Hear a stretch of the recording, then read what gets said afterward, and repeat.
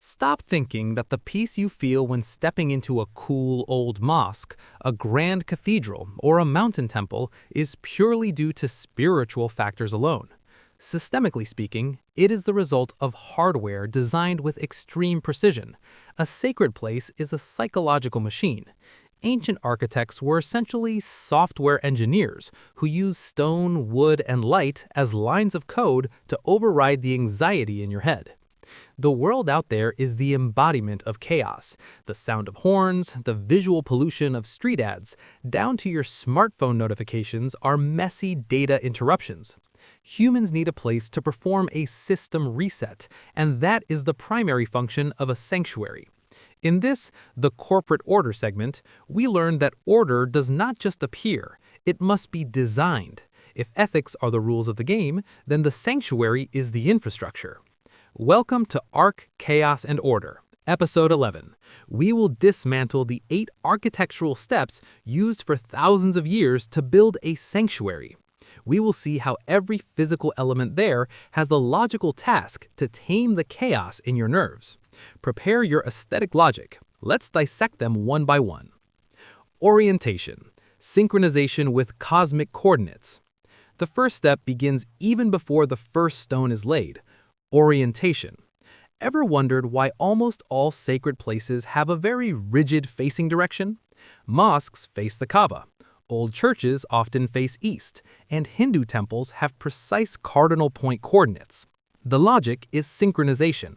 Psychologically, when you know which way you are facing, you feel connected to something larger than yourself. You are no longer an individual lost in empty space, but you are a point with clear coordinates in the universal system. Orientation dictates your logic to perform a recalibration.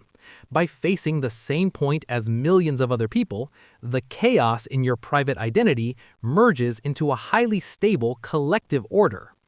Threshold, the ego filter protocol. Take a look at the entrance of a sacred place. Usually there are stairs, a large gate, or a transition area like a porch. This is the threshold. This isn't just about door aesthetics, but about a filtration protocol. Your POV now. You step through a grand entrance or duck slightly because the door is low. At that second, your brain receives a signal, the outside world is finished, the rules here are different. The threshold is where you leave your worldly burdens behind. In some traditions, you take off your shoes. In others, you wash yourself. In system logic, this is the process of logging out from street chaos and logging in to the system of tranquility. The threshold is a filter ensuring your mental grime does not enter the main space. Path, the mental decompression protocol. Once inside, you usually don't reach the altar or main shrine immediately. You must walk through hallways, corridors, or wide courtyards. This is the path. The logic is decompression. The human brain needs time to switch modes from busy to calm. This path is designed so that your footsteps slow down. Perhaps the path winds, or the floor has a texture that makes you step carefully. This path is the waiting period so your heart rate drops and your logic prepares for silence. The path dictates you to enjoy the transition process. Without the proper path, entering a sanctuary would feel like jumping into ice water suddenly. Your brain would be shocked and fail to reach the desired level of peace. Altar, or center, the focus gravity point. Every sanctuary must have a center, whether it's an altar, a mihrab, or a central statue. The logic is centrality. In a messy world where your attention is pulled in 1,000 directions, a sacred place provides a single point to behold. Your POV, inside a vast room, your eyes are automatically drawn to one central point that is usually the brightest or highest. This is the protocol for focusing. By providing a single visual center of gravity, architecture is helping your brain stop multitasking. All energy in that room flows towards that point. When your attention is locked on one point, the chaos within your mind gradually settles and turns into focused order. Light control, biological mood manipulation. The fifth secret is the play of light. Ever notice that sacred places rarely use bright fluorescent white lights like a supermarket? They prefer dim lighting, candles, or sunlight filtered through high windows. The logic is biological manipulation. Dramatic light stimulates the brain to feel solemn. Light entering from above, the ceiling, forces your logic to feel there is a higher authority watching. Meanwhile, the darkness in the corners of the room provides privacy for your soul to feel alone amidst the crowd. Light dictates the mood. By regulating light intensity, the architect is actually regulating the dopamine and calming hormones in your head to align with the room's spiritual frequency. Acoustic, the grand scale of silence. Have you ever entered a cathedral or a grand mosque and felt that the sound of your own footsteps was incredibly clear and echoing? That is acoustic design. A sanctuary is not designed to dampen sound totally, but to change the character of that sound. The logic is scale. A long echo or reverb makes the room feel much larger than its physical size. Logically, when you hear an echo, your brain thinks, this place is incredibly large and I am very small. Echoes create an aura of grandeur. Conversely, in some small rooms, acoustics are made very dead so that your voice when whispering feels very personal and close. Acoustics are a non-verbal communication protocol, ensuring that every word spoken there has a weight different from market chatter. Geometry, the universal programming language. The seventh step is the use of sacred geometry, circles for domes, squares for floors, or fractal patterns, as we discussed in the previous episode, repeating on the walls. The logic is mathematical harmony. Our brains have a natural ability to recognize perfect patterns.